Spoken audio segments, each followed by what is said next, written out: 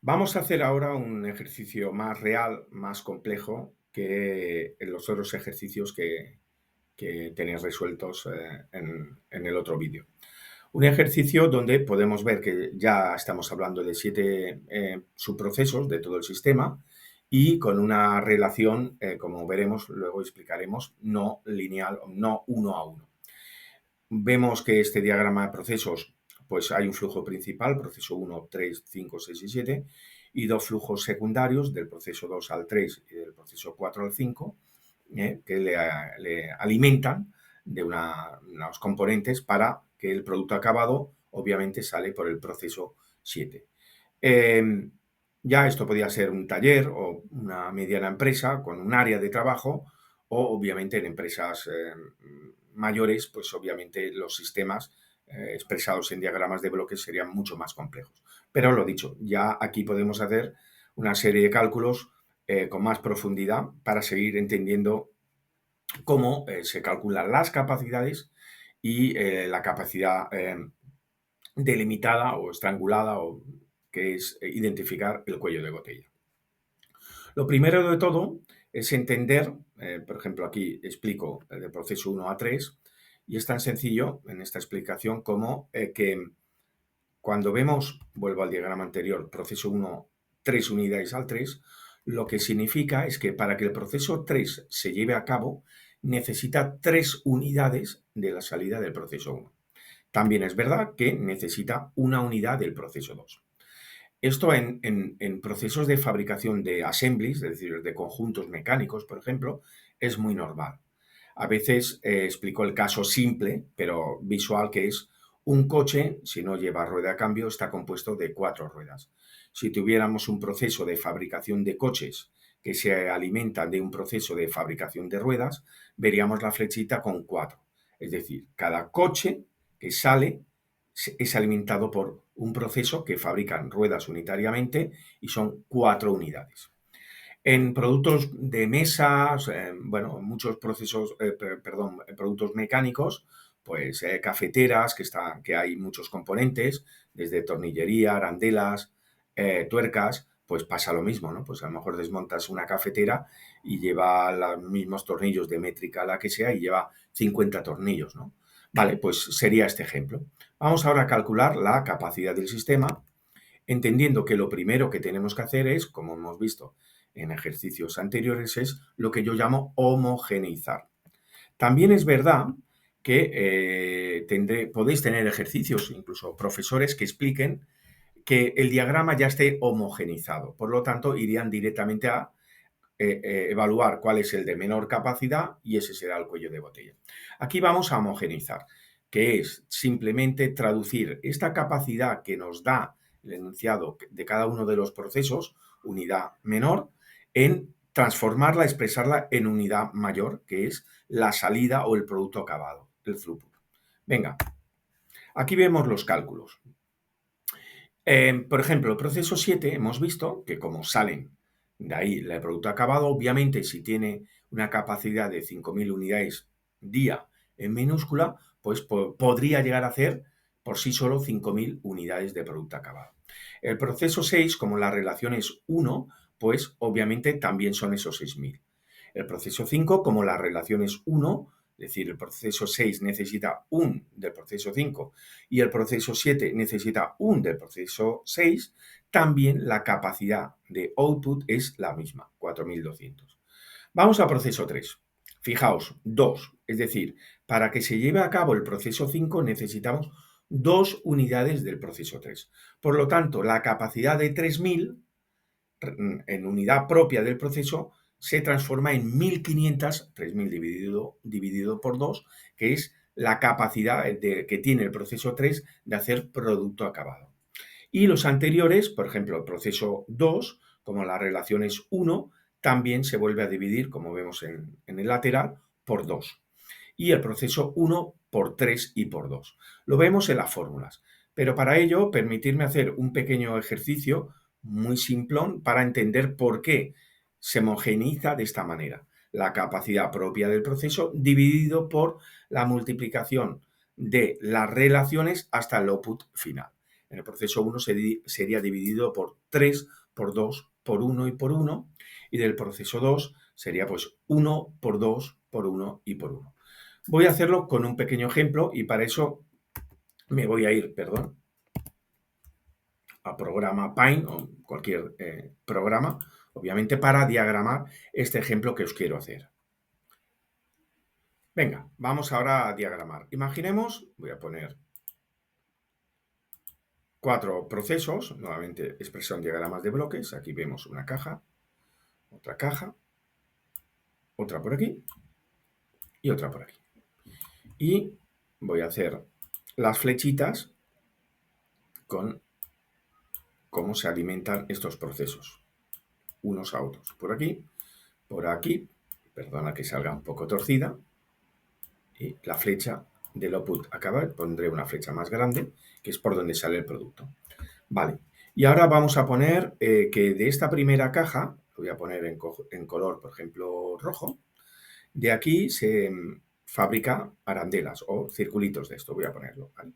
Esta caja hacer circulitos, iguales, aquí más o menos, es decir que estos circulitos son necesarios para este siguiente proceso. Por ejemplo, en color azul, perdón, voy a seguir poniendo, que ponga el mismo color al menos. Muy bien, vale. Y ahora, en color azul, de este proceso de aquí inferior, hace triangulitos. Voy a poner uno, nada, es un proceso, lo que sea, una máquina, un proceso manual y hace triangulitos, ¿vale? Este siguiente proceso en color verde hace cuadrados. Uno, dos, insisto, iguales, Vale. Y este en color lila, de aquí se hacen estrellas. 1, 2 y 3, ¿vale? Es decir, que por aquí salen estrellas, es obvio, ¿vale? Muy bien. Una vez tenemos este diagrama, vamos a inventarnos una relación. La voy a escribir yo aquí. Por ejemplo, esta pondré que es, perdonar, 1, ¿vale? Esta pondré que, por ejemplo, es 2, ¿vale? Esta es 3, por ejemplo, ¿vale? Un momento, queda más bonito. Perfecto. Muy bien. Vale, ahora tenemos esta relación. Muy bien, ¿qué significa? A ver, que quite este puntito. Vale. ¿Qué significa? Vamos ahora a hacer un diagrama de Gocinto o estructura de producto, ¿vale? O incluso Bill of Materials, para ver este producto acabado, que es una estrella, de qué está compuesto. Vale, lo voy a poner nuevamente en negrita para hacer el árbol. Vale, pues sabemos, viendo este diagrama de bloques, que cada estrella está compuesto de, voy a poner uno aquí, otro aquí, otra línea y otra aquí. ¿Vale? Muy bien. ¿De qué está compuesto? Pues obviamente de 3 cuadrados. Vamos a hacer 3 cuadraditos. Pondré uno aquí, insisto, son iguales, 2 aquí y el tercero, ¿sí o no? Muy bien. ¿Y cada cuadrado qué tiene? Vamos a poner nuevamente otras líneas. Tiene una arandela o redonda y 2 triángulos. Vamos a poner, lo haré más rápido, 1, 2 y 3. Aquí haré también 1, cada cuadrado pues tiene 3. 1, 2 y 3. Y ahora vamos a hacer ya, vamos a poner las arandelas, pondré una, ¿no? Una y una, ¿vale? Y por otra banda, de color azul, los triángulos. Un triangulito, lo pongo aquí, otro triangulito, un triangulito, otro, otro y otro. Muy bien. Vale, pues ahora vemos claramente como este diagrama de proceso superior, cada estrella, ¿cuántos cuadrados tiene? 3. ¿Cuántas arandelas tiene? Círculos. 3. 1, 2, 3. ¿Cuántos triángulos tiene? 1, 2, 3, 4, 5, 6. Esto no lo podemos ahorrar simplemente viendo el diagrama y lo que os decía, haciendo la multiplicación. 2 por 3, 6. 6 triángulos son necesarios para cada estrella. 1 por 3, 3. 3 círculos son necesarios para cada estrella. Y 3 directamente son los cuadrados, ¿vale? Por lo tanto, volvemos al diagrama que teníamos de procesos con el cálculo que lo tenéis expresado.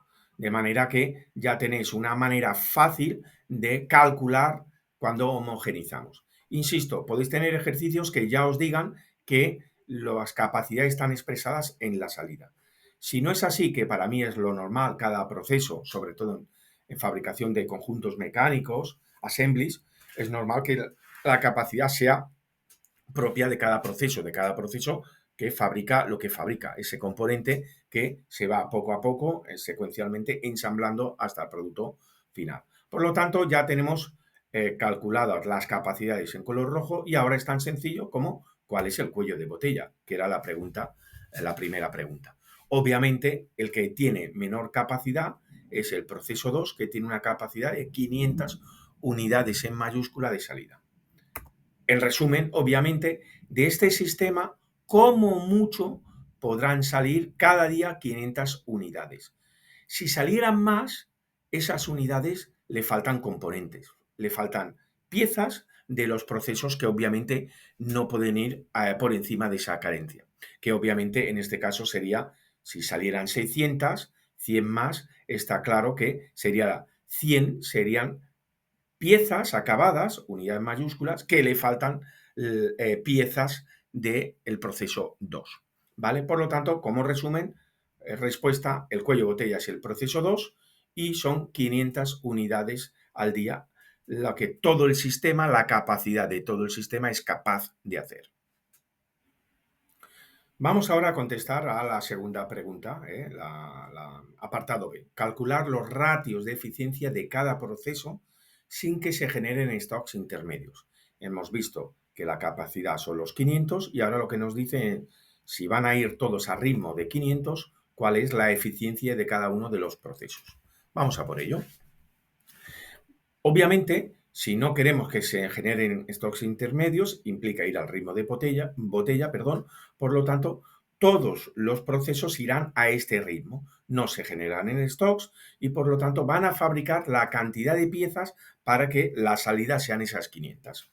Muy bien, aquí podemos, fijaos en la fórmula, podemos hacer nuevamente lo mismo, pero al revés. Es decir, el proceso 7, ¿cuántas hará? 500. ¿Podría hacer 5.000? Sí, pero haciendo 500 unidades en minúscula serán suficientes para hacer las 500 de output.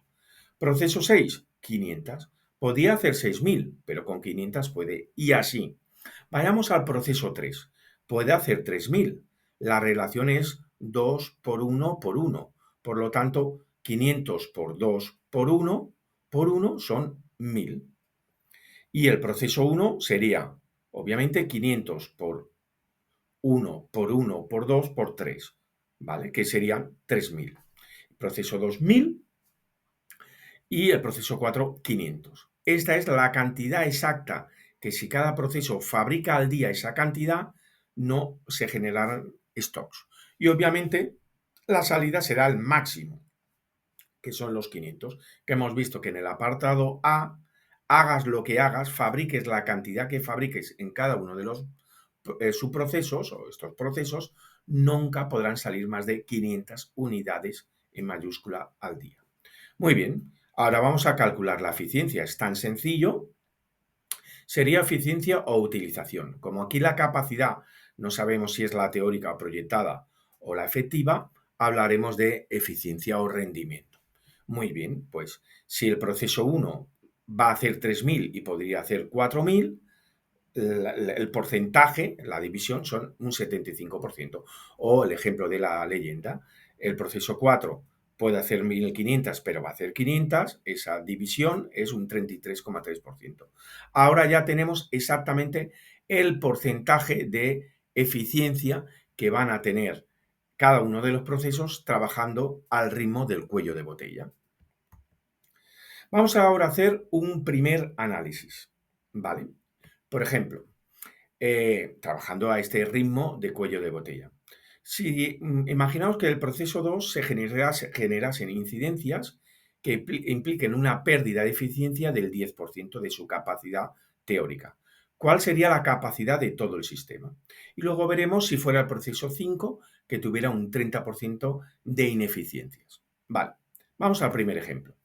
¿Qué significa que el proceso, 2 se generen ineficiencias de un 10%, ¿no? Era, un 10%.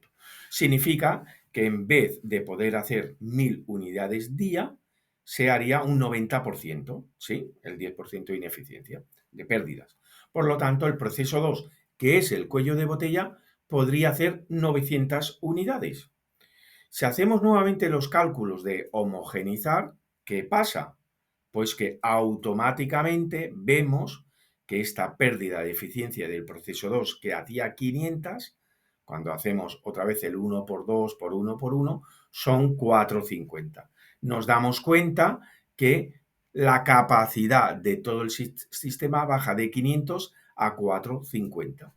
Y el resto de procesos, si van al ritmo de cuello botella, será nuevamente volver a multiplicar, por eso vemos ese 2700, 900, etc. Moraleja o reflexión, primer análisis. Fijaos, reducimos a 450 el throughput, por lo tanto es un 10% menos de output, que eran 500.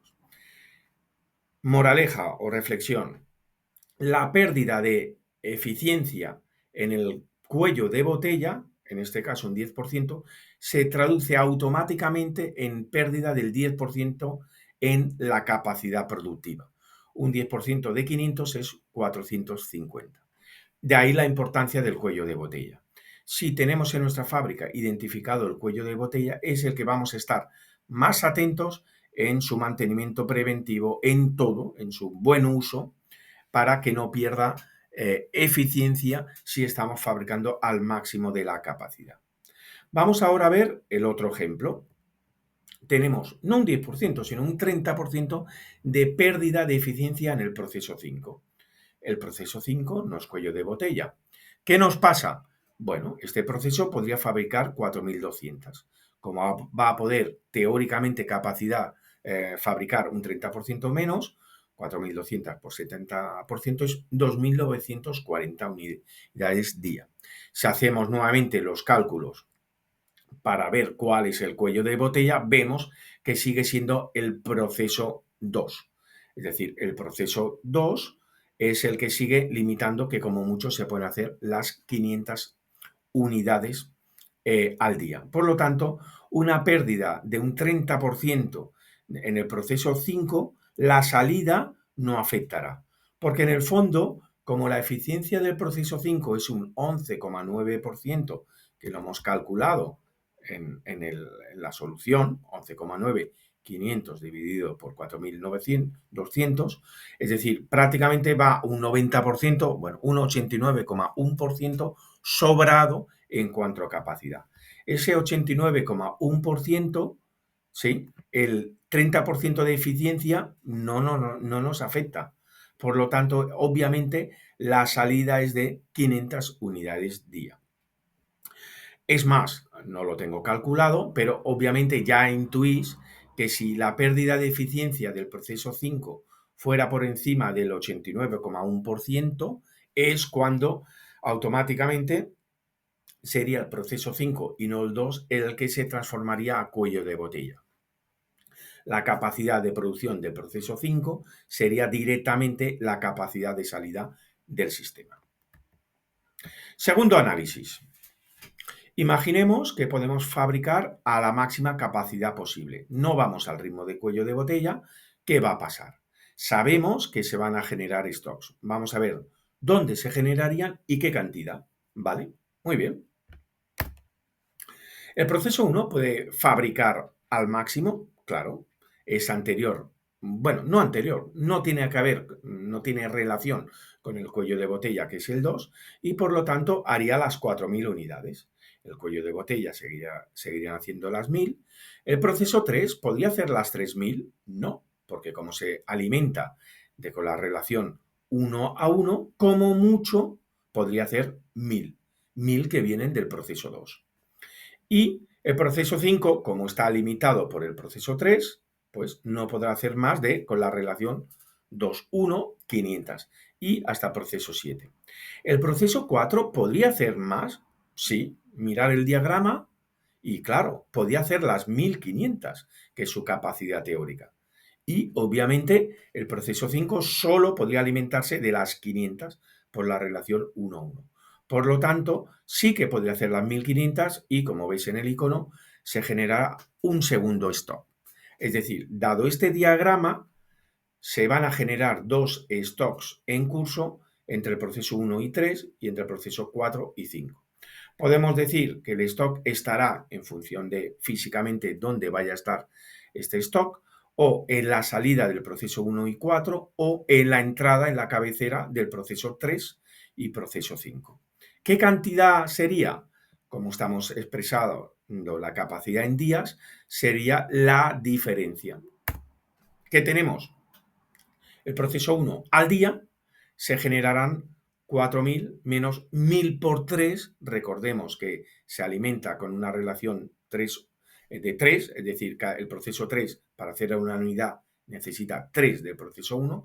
Por lo tanto, habrá un stock de 1.000 unidades en minúscula del proceso 1, que estarían al acabar el día acumuladas a ser procesadas por el proceso 3, que no puede generarlas, no puede procesarlas, porque el cuello de botella es el proceso 2 al ritmo de 500. Muy bien, el proceso 4 casualmente también es 1000, porque es la diferencia del 1500 del proceso 4 y el ritmo del proceso 5, que son 500. 1500 menos 500, 1000 unidades. Por lo tanto, hemos visto ahora mismo claramente cómo un segundo análisis es que si permitimos ir al máximo de las capacidades posibles dado la teoría cuellos de botella, se generarían estos dos stocks y en estas cantidades. Tercer y último análisis de la solución B. Vamos a hacer una comparación de fabricar al ritmo de cuello de botella respecto a fabricar al máximo ritmo que acabamos de ver posible. ¿Qué ha pasado? Y razonar, analizar, pues, qué es lo que ha pasado. Muy bien, venga. Vamos ahora a calcular la eficiencia en este escenario, en el escenario de producir al máximo de las capacidades posibles que acabamos de calcular, que habíamos dicho los 4.000, ¿vale? El stock de 1.000, el stock 1, 1.000, los 1.500, ¿sí? Que en la relación, hemos dicho, en la relación 1-1 y máxima posibilidad sería 1.500, de los 1.500 el proceso 4 y así cada uno. Muy bien, vemos ya el porcentaje, es decir, si el proceso 1 puede hacer 4.000 y hacemos los 4.000 estocando a su salida o a la entrada del proceso 3, obviamente el rendimiento es 100%, puede ir al máximo, 100%. Y vemos en cada uno. Ahora veremos cómo hay una serie de procesos que van limitados por el cuello de botella y obviamente la eficiencia no va a cambiar a como hemos calculado anteriormente. Y aquí lo vemos en la tabla. ¿Qué ha pasado? Si trabajamos al ritmo del cuello de botella sin stocks intermedios, estos serán los porcentajes que habíamos calculado. Si permitimos fabricar al máximo posibilidad generando stocks intermedios, nos vienen dos cambios de eficiencia, que ganamos eficiencia obviamente por estocar más. El proceso 1 y el proceso 4 pasamos de un 75% de eficiencia al 100% porque pueden fabricar al máximo, y el proceso 4 pasamos de un 33,3% a un 100%, porque obviamente podemos fabricar al 100%. El resto no está afectado porque están limitados por el cuello de botella y no puede cambiar, obviamente. Análisis. Fijaos, fabricar sin stocks, perdemos eficiencia. En cambio, fabricar con stocks, subimos eficiencia. ¿Qué significa? Que si una fábrica, solo el único KPI o indicador fuera el de eficiencia, viéramos estos 100%, ¿sí? Diríamos, wow, esta fábrica es muy productiva, está muy bien, porque la posibilidad, si los procesos fueran maquinaria, están 100% la máquina funcionando. Por lo tanto, la amortización de la inversión de esta maquinaria está siendo muy buena. Pero claro, si añadimos el indicador de stocks en curso o work in process, ahí es cuando descubrimos que estaríamos generando unos stocks en curso diarios, como hemos visto, de 1000 unidades sobrantes que siempre están en stock intermedio en el proceso 1 y en el proceso 4. Es decir, veríamos como el proceso 1, que está al 100%, y el proceso 4 al 100%, veríamos que está generando esos stocks sobrantes. Por lo tanto, con estos dos indicadores, un controller o un financiero o un plan manager de la fábrica de todos los procesos ya tendría una muy buena aproximación para ver la salud productiva de su fábrica. Es una cuestión de ver hasta qué punto te interesa subir eficiencia, normalmente midiendo la amortización de los equipos, la inversión de esos equipos, respecto subir eficiencia generando stocks, el coste del stock en curso o viceversa. Vamos a ver ahora el tercer apartado. Una vez que hemos identificado el proceso cuello de botella, el 2, y la capacidad resultante, que son las 500 unidades día, ¿cuál debería ser el incremento de capacidad en este proceso 2 para que deje de ser cuello de botella y se trasladara a otro? Este aumento de capacidad, imaginaos proceso 2 que fuera un robot, pues incorporamos un segundo robot, nos da igual, al final es un cálculo teórico de esas 1000 unidades día, cuánto deberían ser para que el proceso 2 no sea un cuello de botella. Esto vendrá a reafirmar la teoría de cuellos de botella respecto que los cuellos de botella a veces se dicen que son como fantasmas, ¿no? Van apareciendo, emergiendo y desapareciendo en la fábrica en función de muchos factores, empezando por el mix de producción o por incidencias que se producen en un proceso, en un día en concreto, en otro, y de repente pues se traslada, digamos así, ese cuello de botella. Por eso vamos a hacer este pequeño ejercicio de este último apartado para comprender por qué esto pasa, ¿no? Vamos directamente al apartado, permitirme irme a la slide correspondiente, que sería aquí, y vamos a hacer estos cálculos. Vale, volvemos a poner, que ya tenéis del apartado 1, el cálculo de capacidades expresadas en capacidad del sistema, ¿vale? Es la foto, el cálculo que habíamos hecho, donde veíamos que el proceso 2 era el menor de la cantidad. Para que deje de ser cuello de botella, tiene que incrementarse para que sea otro proceso. ¿Cuál es el segundo proceso de menor capacidad del sistema? El proceso 1, 666,6. El siguiente sería el proceso 3 y 4 con 1500 y así hasta el proceso más sobrante, que es el proceso 6, que tendría una capacidad propia de hacer hasta 6000 unidades al día. ¿Vale? Por lo tanto, es tan sencillo como cuál es el porcentaje medido en la propia capacidad del proceso 2 para que de 500 pase a ser 666 por encima 666,6 para que deje de ser cuello de botella. Muy bien. Bueno, pues si hacer los cálculos, obviamente, a partir de un 33,3% por encima de este 500 pasaría a ser 666,6 y por lo tanto, por encima del 33,3 sería el proceso 1 el que sería el cuello de botella. Muy bien. Hagamos un cálculo pensando que incrementamos en un 33, no 0,3, sino 0,4%. Que, es decir, que el proceso 2, que tenía una capacidad de 1000 unidades propias al día, pasáramos a hacer 1334 unidades al día. Volvemos a calcular la homogeneización, perdonadme por la palabra, que me lío. Bueno, transformamos todos los procesos en unidades de throughput, de unidad de producto acabado, y vemos como el proceso 2 tiene una capacidad, nuevamente con el cálculo de 1334 dividido por paréntesis 1 por 2 por 1 por 1, pues 667. Por lo tanto, vemos como ahora el menor obviamente es el proceso 1, que por decimales tendría 666,6 de capacidad productiva y sería el cuello de botella.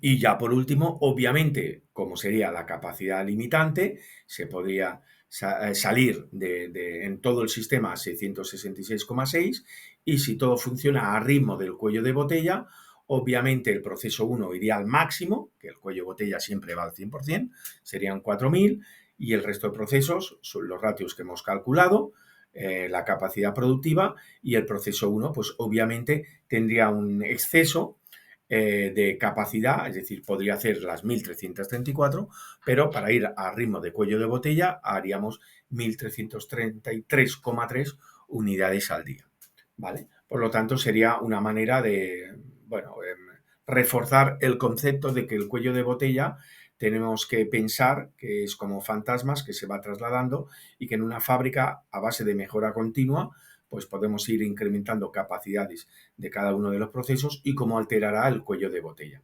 Por último, también remarcar de que es importantísimo identificar el cuello de botella porque si no sabemos cuál es no, y queremos aumentar la capacidad de toda la fábrica, de todo el sistema, lo primero que tenemos que hacer es aumentar la capacidad de ese cuello de botella.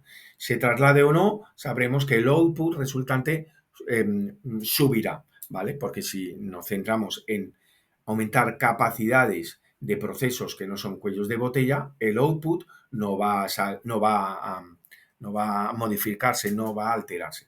Por lo tanto, es importantísimo en este ejercicio, mucho más cercano a una realidad productiva, pues con estas tres apartados A, B y C y las reflexiones del apartado B, pues ayuda y mucho a comprender y a calcular capacidades y cuellos de botella.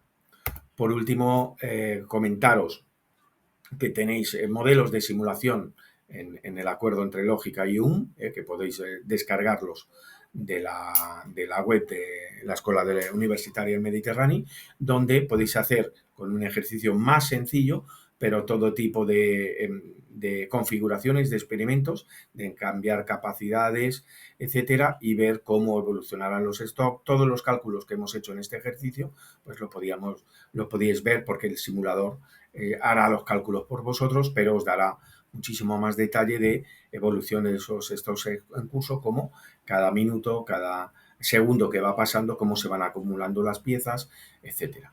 Muy bien, y con eso, con este último ejercicio, espero que os sea suficiente para entender la teoría de capacidades y cuellos de botella.